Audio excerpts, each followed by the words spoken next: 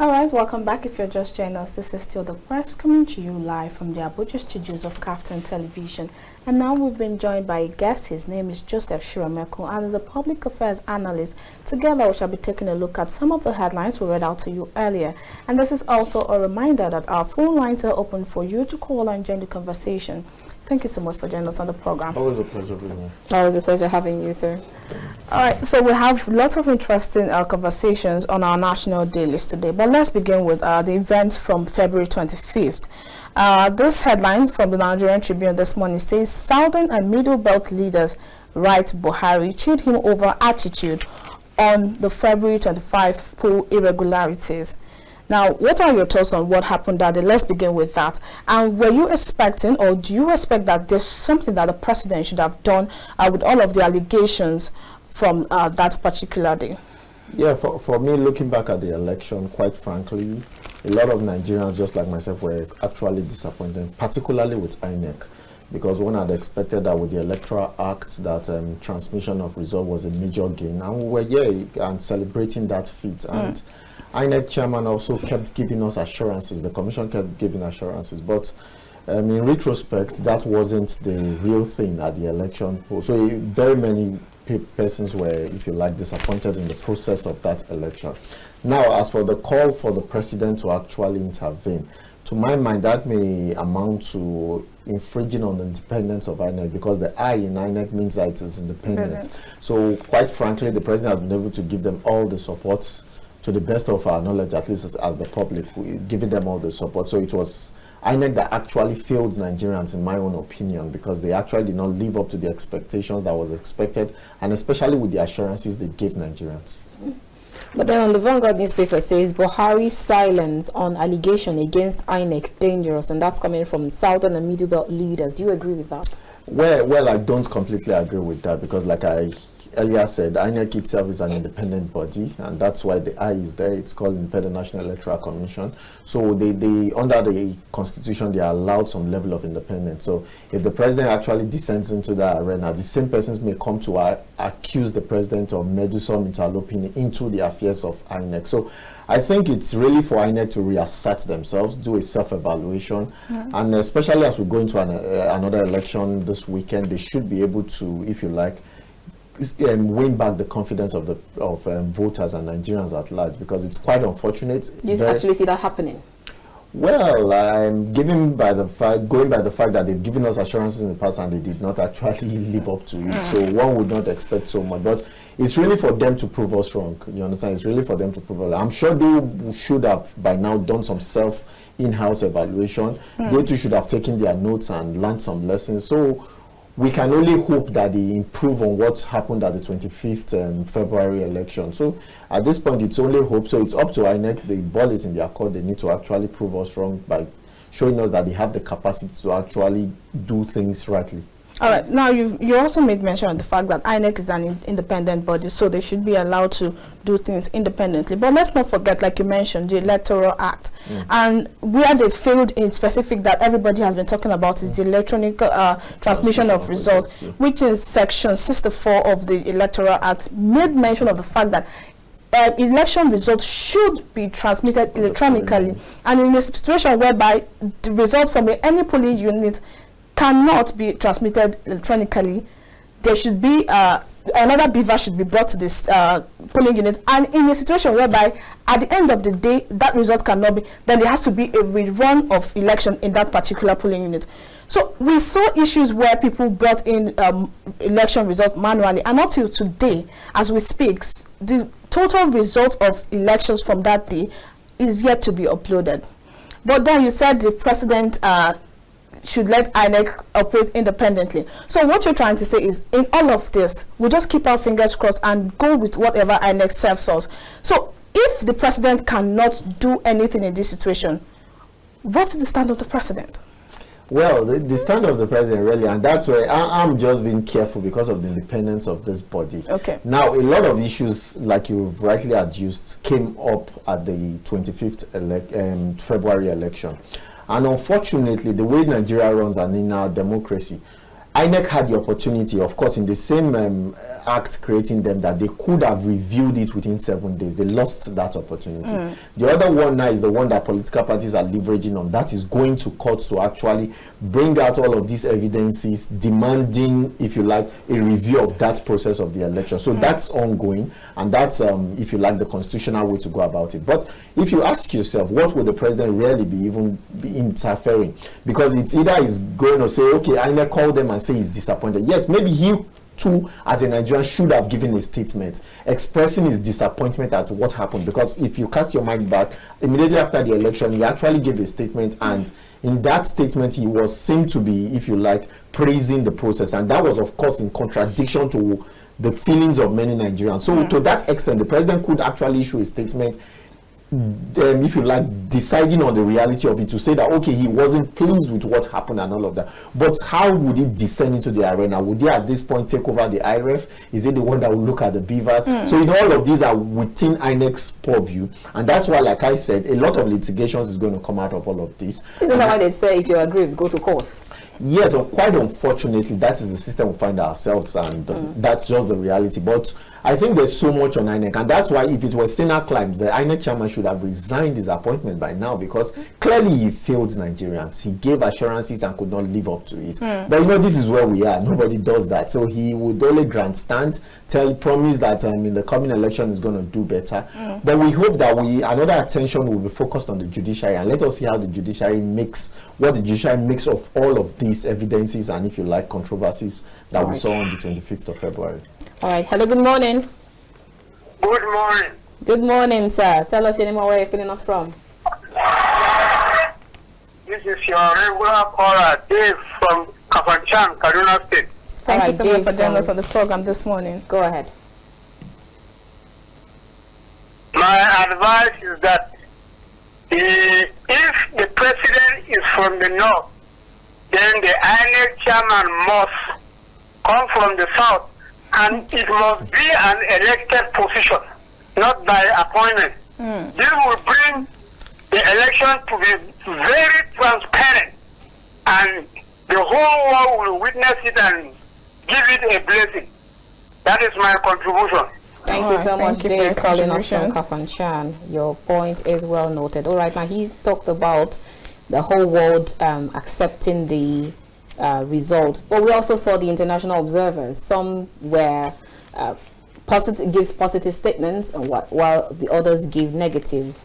What are your thoughts on that? Yeah. For me, quite frankly, is that I've listened to a lot of, if you like, international observers. Very many actually picked loopholes in the process of that election.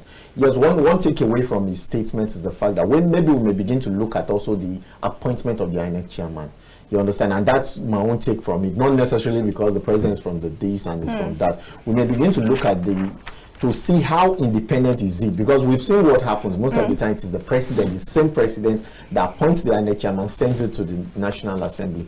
So he who pays the piper to some extent dictates the tune. So that's why some may even think that the president is complicit in this, given the fact that it is also his party that was declared winner in that election that is now, if you like, marred with a lot of controversy. So I think the takeaway from it is that we may look at the appointment. Is it something that they could be jointly done, maybe by all the parties in the country at a time, something that could be done even, if you like, opening it up to the civil society groups and all of that, at least for the integrity of the process. But as for the international community who has actually passed their verdict on it, it's, yes. Especially the African, I was talking to someone and then he said, after all, some African president or ex-presidents even accepted the polls. So why are Nigerians even complaining? No, the question is this, in the international community, everybody want to do what it takes to keep this democracy alive. Failure to actually, I congratulate the president-elect, may actually send the wrong signal, and many want to eschew crisis at this time. So that they have actually passed some congratulatory messages doesn't also negate the fact that the system had its own issues, or the process had its own issues. And I think if you look at it largely, INEC have not even strongly denied the fact that there were no issues. Because I was listening to Festus Okoye the other day, they also accepted that there were, of course, glitches in some of the things. So I think the only right thing to do is actually look at it, evaluate it, and what can be done in the circumstance.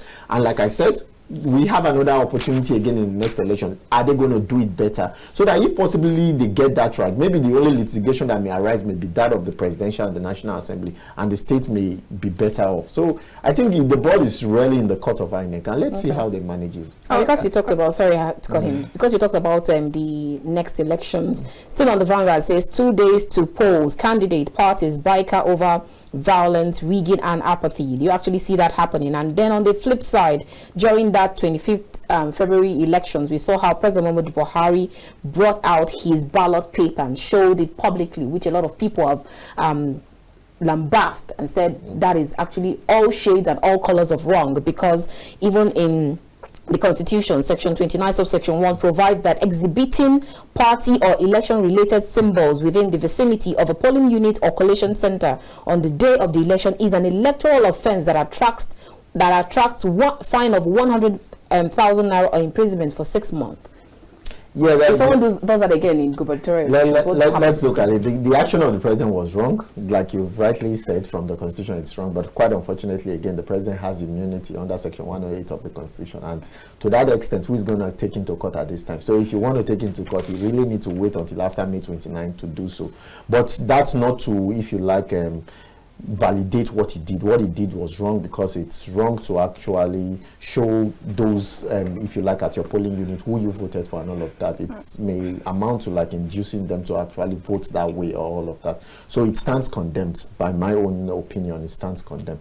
And as for the other point you actually raised with violence and all of that, yes, it's quite unfortunate, because we saw that happen in the 25th election. And that was why some of us were not happy when the president came and said all was well. Truly all wasn't well. We saw the violence that marred it. We saw some level of ethnic issues that were played at the election, and this may affect voter apathy, because you know, for the first time we saw in the build up to the election, we saw a lot of youth coming out to register for the first time, because they actually felt the Electoral Act presented an opportunity for votes to count. And so was it about the Electoral Act or some particular political party that it's a potpourri of it all, because for some the Electoral Act gave some confidence that this electronic transmission would actually reduce, if not completely eliminate, the snatching of ballot box, the rigging and all of that, especially those rigging that takes place after voting must have been done. So you saw people who had confidence. For the first time, we saw people who were coming even from abroad to come and vote. So my fear, quite frankly, is the apathy in it, because a lot of persons may not even want to come and vote again.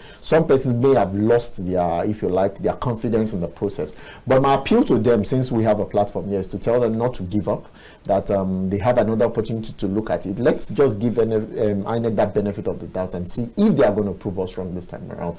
Because it's not enough. It's our country. We jointly own it, and we must always take this civic responsibility. Someday, somehow, we'll get there. Yeah, absolutely. Like you also made mention of the judiciary system in your previous statement. Now let's talk about the judiciary system in Nigeria and the trust of the people, and also the rule of law, because we've seen situations whereby the judiciary does not arrive where everybody obviously think that this is where we're headed when it comes to passing judgments. And then when judgment is being passed, you see it's not followed through, because some people just feel like we can do whatever we choose to do. Okay, let me make mention of a very recent one, the issue of the Naira redesign, and the Supreme Court passed judgment. And finally, when the judgment was passed, it took Emefiele 10 days to concur with that judgment. And that's even aside, because at the end of the day, he actually did. I'm making a reference to this because everybody now seems to, when you have an issue, go to court.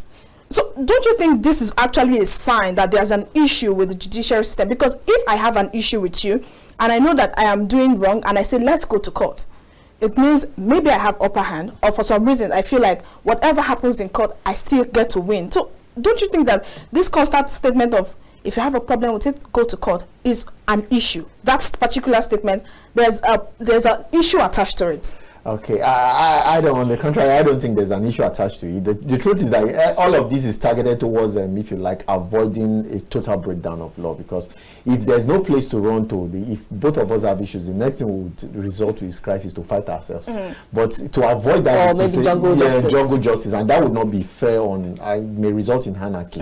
So I think the parts and those who actually crafted democracy in their wisdom were of the opinion that there was need for these three arms of government to if you like, get checks and balances, and most importantly, to enthrone peace within the society. That having said that, yes, I agree with you that in recent time, many have not been, if you like, satisfied with some of the things coming from the judiciary on one hand, and secondly, even the implementation of some of these things. You just cited the issue of the Supreme Court verdict on the cash naira redesign issue. You know, it took disappointingly, everybody kept silent for a couple of days. It took the president to actually absolve himself and just say that he wasn't, he hadn't told the AGF and the CBN not to obey the Supreme Court. So it shouldn't get to that, and that's why I think that the judiciary too is also not, if you like, completely detached from this issue. They too need to do a re-evaluation, a reassessment of themselves, and begin to win the confidence of people, because quite frankly, many have also lost confidence in the judiciary.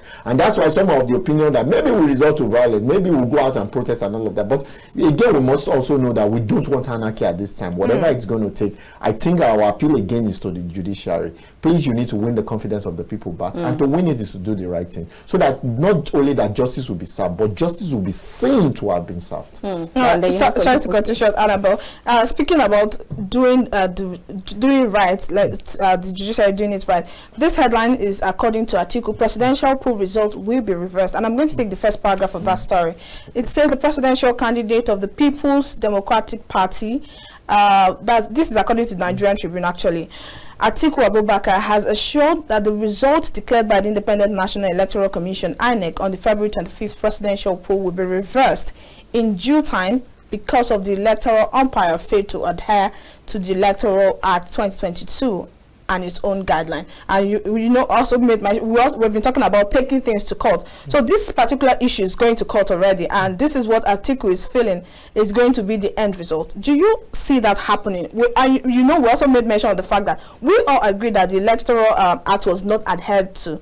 So how do you see all of this panning out? Well, I think from that statement, he also is expressing some confidence in the judiciary. But as to whether it's going to be reversed or not, only the judiciary can actually take that decision. And that's why I think it is important for them to look at all of the evidences before them and dispense justice fairly, and that's why I use the word that it must be seen to be done, because again, when judgments are served, the most important is to look at the extract of those judgments and see how they arrived at where they arrived at. And a lot of persons are expressing hope, just like Atiku is expressing hope. The Labour Party too is also expressing hope that at the courts they may be able to get justice. So it's for everybody to actually take the evidences there, and so much is expected of the judiciary. They must live above board, especially at a time that people are beginning to lose confidence in them. They must be able to win the confidence of the people back. And like she rightly said, the cases are there. The Ahmed Lawan case and all of that. Yes, even the Akpabio's case. All of those cases are there, and they've actually, if you like, been immersed in so many controversies. And that's why I said it's not only even giving justice. Justice must be seen to be done. So even if at the end of the day I'm not declared the winner, I should know why I wasn't declared the winner. So much is expected of the judiciary at this time. Hello, good morning. Good morning. Good morning, sir. Please tell us your name and where you're calling us from. Abuja. Okay, we need you to be audible. Your name and where you're calling us from. Okay, Raimi from Abuja. Oh, Raimi from Abuja. Good to hear from you today. Go ahead. You have 60 seconds. Thank you. Thank you very much. Mr. Joseph, I thank you for being so diplomatic and careful, as you said. But you see, as Nigerians, no matter how diplomatic we try to be, let's always point it out, because this might be your last chance to talk to Nigerians and to give us a way forward. You can't tell what will happen next, especially where we are right now. Nobody can tell. I believe that we can do better than what we are doing right now. I believe that we can live better than what we are living in Nigeria right now. But my surprise or my worry is the fact that all these people that we have wasted our national resources on to go and get something better to come and impact in us have disappointed us. How many professors do we have in this country? What have they impact on the upcoming generation? So many of them are so confident on telling us that no part of the world has ever conducted that election. And they say it with full confidence. If nobody has done it, doesn't mean it cannot be done. why can't we do it for others to copy? How can we waste over 300 billion naira? This figure, anytime I call it, it busts my brain.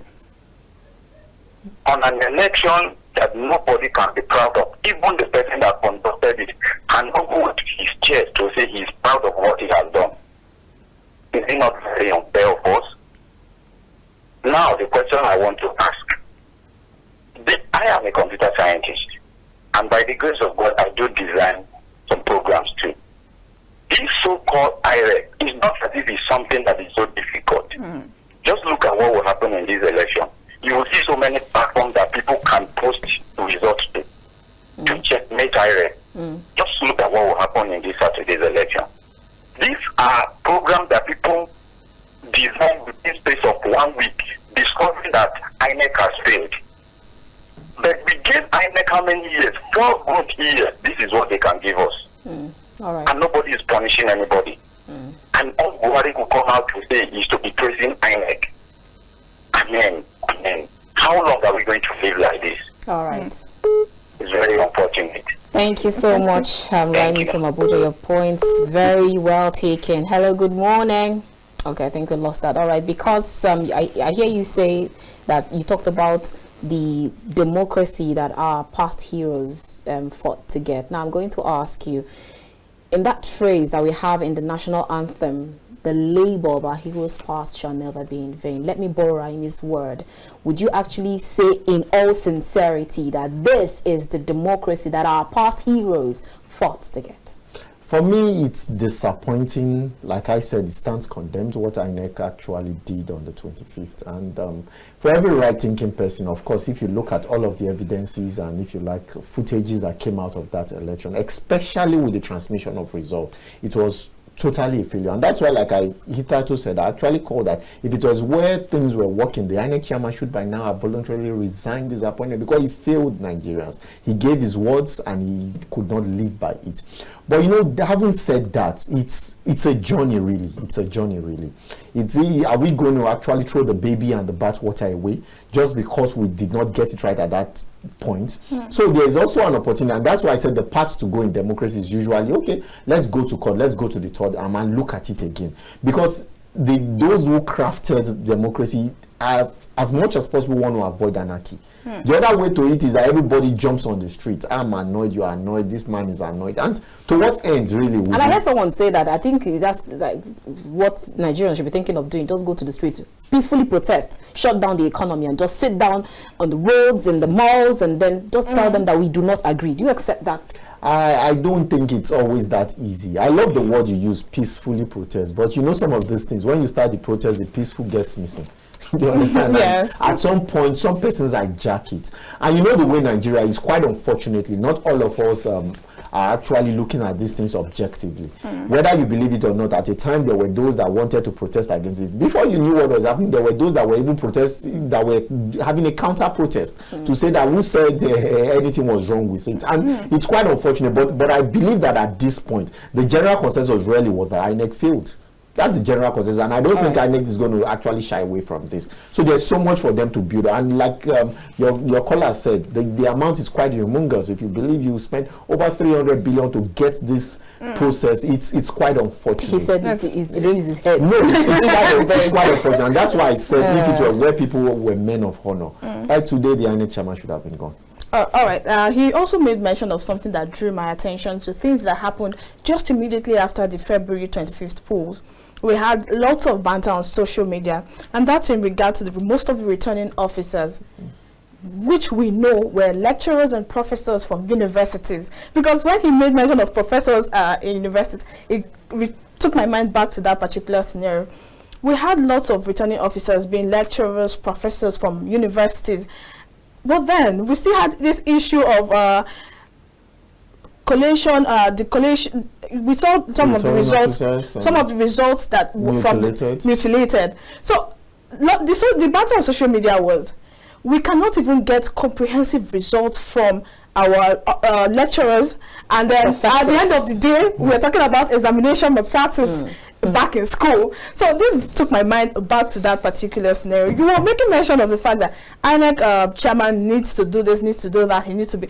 But people that actually presented the results to the INEC chairman, what say you about them? It's quite unfortunate. I've had cause somewhere else to actually look at it. Yes, there's so much to call on the INEC chairman, and the only reason is because the buck stops on his table. He actually gave the assurance and all of that.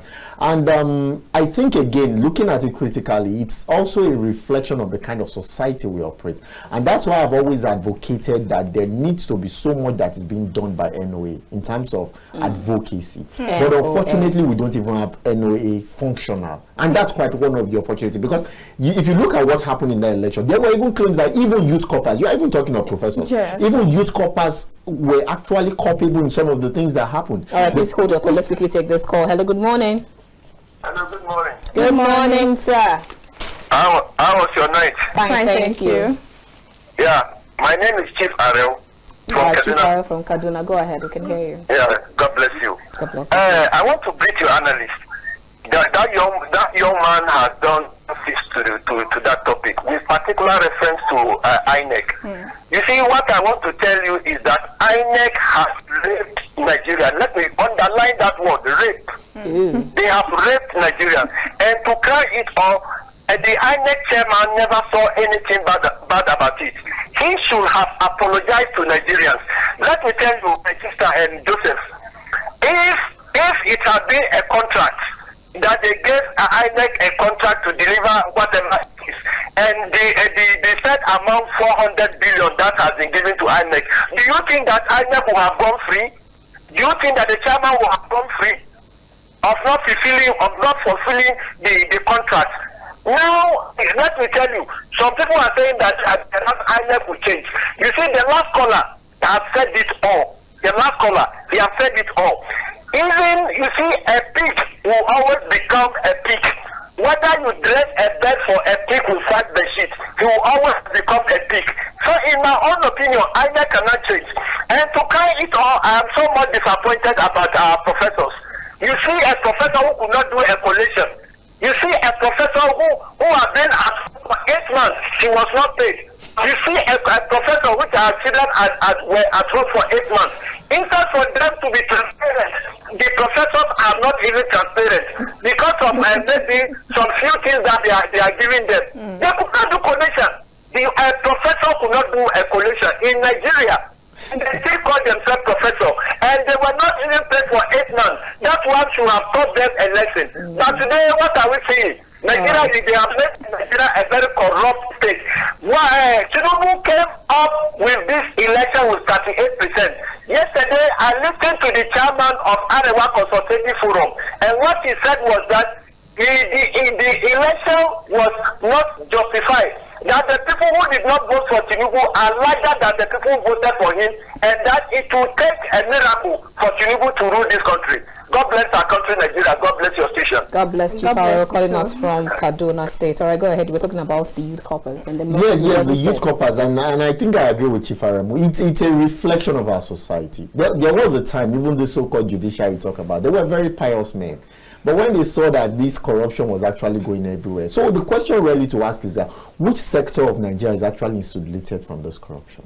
And that's why we would always be where we are. Like I was telling somebody, the INEC chairman sits in Abuja, he was waiting for results to come. But somebody maybe somewhere in Rivers is actually manipulating results. How was he going to have control or hold over that? But he must go for it because he's the head and the buck stops on his desk. So I think there's so much, and it's my call for whoever becomes the president in the next thing. We must begin to look at how to rejig our value system. And NOA is one place. I don't know what the DG is doing there. I don't know what the organization is doing.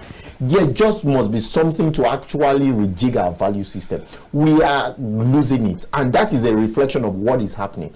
You saw coppers who threw everything away. Some will say, these coppers forget that when they come out because of failure of government, they will still not get jobs. Exactly. But they don't really matter. He has just said about professors who were on strike who were not paid salary. But for some of them, they saw that whatever dollars was coming at that day was enough for them to actually, if you like, flee, and if you in the common parlance, japa or all of that. So it's really unfortunate that we are where we are. And the question to really is that where are we really going to get these saints from? especially when you look at this election that cuts across every phase. And where are you really going to get the sense of something must be done? The system needs to be improved upon to, as much as possible, avoid corruption, and individuals to really need to actually win back their value system. We can't keep doing the same thing and expect different results. You've been calling NOA like you have a personal beef with them, but my question is going to be, how much can NOA do? Because this is more like, we had a guest on the program that says that 95% of Nigerians have mental problem. It's not like they're mad or something, but the way their mental health is wired, they just always just do the wrong thing because they feel like that's what's going to favor them. I'm talking about this in reference to also the Naira redesign, because one of the guests we had on the program at a point said the cesspool of corruption in Nigeria is the banking system. And I'm sorry this particular question is going to drive us to the Naira redesign, but this headline this morning says the battle for Naira, banks run out of old and new Naira notes to pay customers. But at some point, we saw them hoarding this Naira note. And then you wonder, those ones they hoarded, where did it go to? The money that CBN printed, where did it disappear to? Because I was speaking with somebody 2 days ago or thereabouts, and he said, I've not even held this Naira note. Like, I've not held any of it. I've not touched it. And you're wondering, what's going on? So, the president was trying to mop up the money in circulation, the hoarded Naira note and all of that. And it seems like there was just an exchange. Like, bring your old and take new, because where did the money go? So, you made mention of reorientation. How much can this reorientation do? We really need to get it right. You said something. You said they say people are mentally ill, they are mad. But have you wondered that these same persons go to countries where systems work and they comply? That's why I said it's not like they are crazy. They just feel like doing the wrong things. It's also because this system permits it. This system allows it. This system engenders it. And that's why our system must be seen to be working. Because if, for instance, I give you an example. If professors were found culpable and they are taken to court and appropriate sanction is meted at some of them, it serves as deterrent to others. But how many times do we see these things happening? We go after it, it's everybody, before long everybody will forget, we'll come into another cycle of election. But the last one, the Akwa Ibom state professor, like I told you, it was just one. In some other places, that Akwa Ibom would have been so much publicized that everybody would know. It would have been a warning to others. And that's why, like I said, it's not as if I have so much against the NDA, like you rightly said, but it's just that somebody needs to be doing something. Whether we believe it or not, every facet that we find ourselves, we are dropping the ball when it comes to issues of values. No, I had a discussion with the NOA, and then they said that they're doing their job. They're always like in the villages, in the hinterland. The fact that you're not seeing them on the very popular TV stations, the only where they work more is on NTA, because those ones they have like free to air. But then for the private stations, because of the profits, they always charge them more. So, but they always go to the villages. But yet Nigerians are always breathing down their neck. So is it that Nigerians just believe that they are not doing anything because of that trust deficiency between the government and the governed? Well, you can't keep doing the same thing and expect different results. It's quite appalling that in the 21st century, some persons are still going to villages. It shows they are not really doing anything. In this time, people are talking of digital advocacy. They are not doing that. I've had cause, and I'm not going to stand past now. I've had cause of showing this. The man that hates the NOA cannot bring the result. Let's not deceive ourselves. You can't bring again an old lecturer who doesn't even know some of the digital things to head an organization, and you want a different result. We're talking of digital advocacy. People now go into digital advocacy. People talk to this, talk to that. When they were going to be telling us about the election, how did Labour Party, was it going to villages? You know, we can't just, please let us just spare them and let them get working. We can't be doing things the old way and still expect different results. Right. When we meet them, they tell you they are. We cannot abandon the grassroots because we are advocating for. Like I tell you, we must be aggressive. What are the ways? We all come from villages. How many times have you seen NOA in your village? Let's be sincere with ourselves. It's not about somebody coming here to tell you something. How many times do you see them? At best, you tell them, if you go, you tell them they have a drama troupe. Who watch drama troupe these days when they are skit makers on digital this thing? You can pass didactic messages using digital advocacy. Let's not go deep into it because it may only expose a lot of things. The truth is that the place is not just working. So the only charge is that the man there has a second term. Let the person come in and rejig that place. We need to do so much about our reorientation in terms of values. All right, before we leave the election matters, Nigerian Tribune says State Assembly poll, fierce battle in Anambra, Edo, Osun, Rivers, others, I'm sure even Lagos. Doesn't it actually surprise you to see, especially the governor of Lagos State, here, there, everywhere?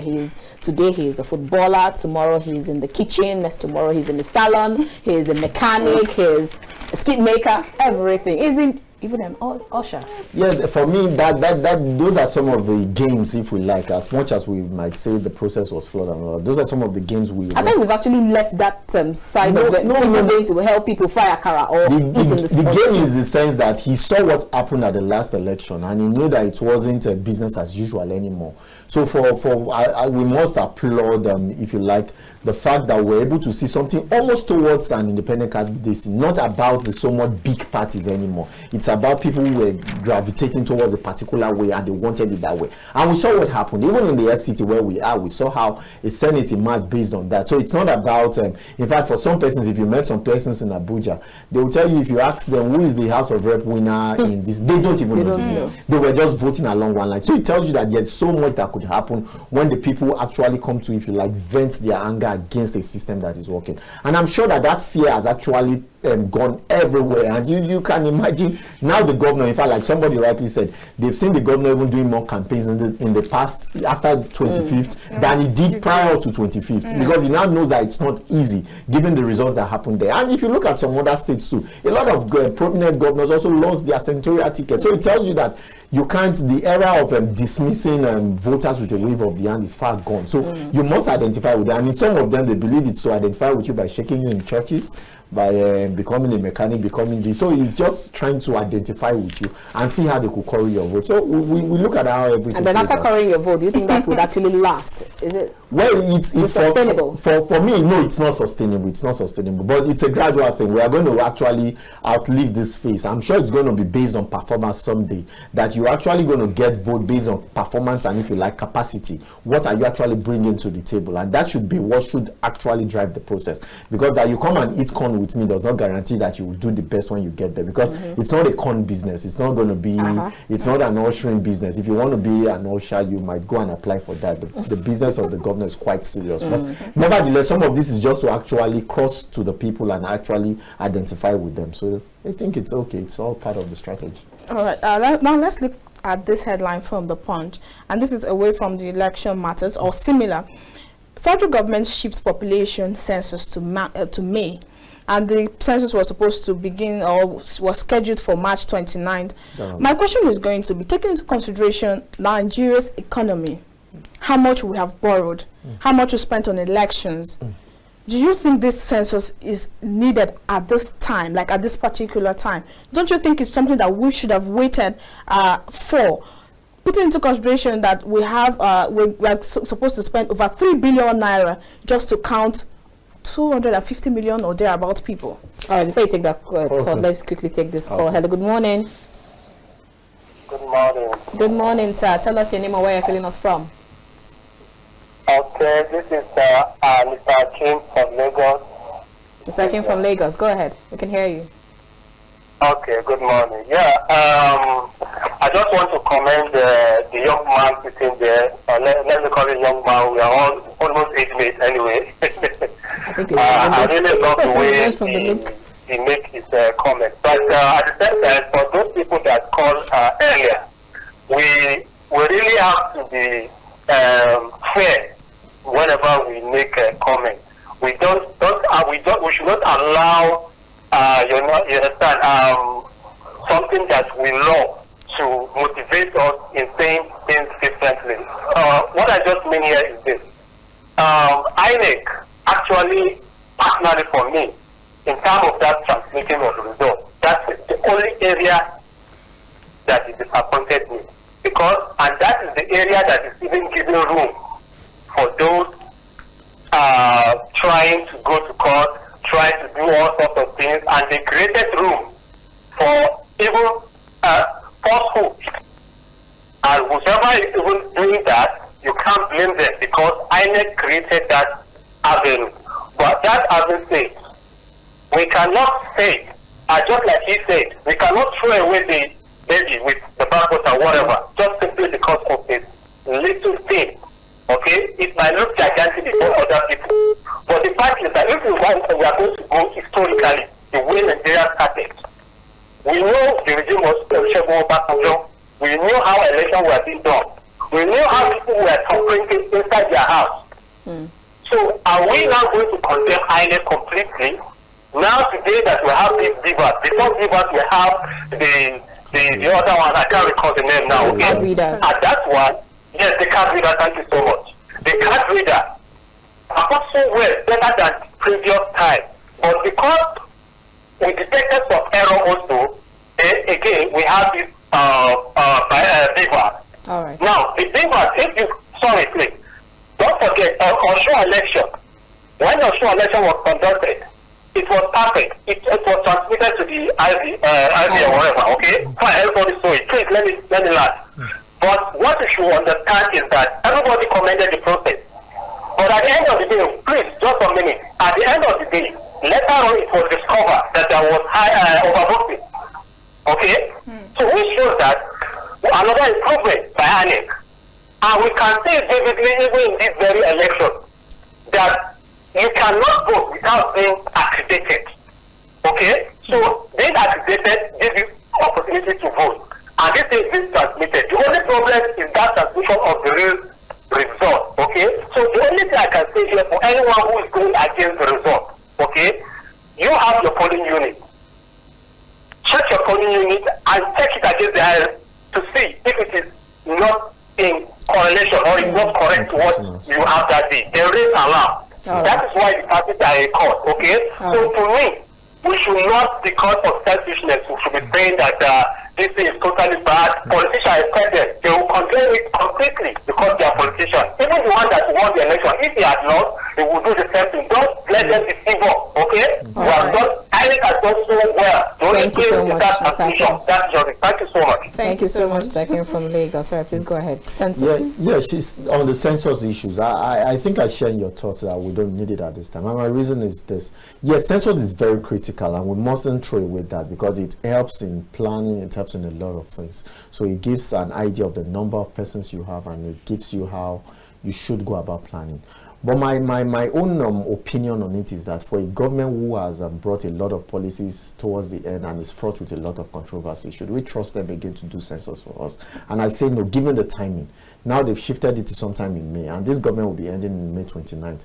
Now, the way Nigeria is, and we mustn't run away from it, once they do the census, if there are issues arising from that census, the next government, the incoming government, may detach itself from it, and that money again will go into the drain. So I think I would appeal to this government, please, you can't just wind down. Anything you are doing, just do it. Leave some of these very topical issues for the next administration to take hold on. We have so much. They brought the Naira redesign policy. We saw the hardship that inflicted on Nigerians. They so much talked about election and electoral act. We are still discussing it up to now. So why adding the census into it? There's no rush about it. The new administration can actually look at it.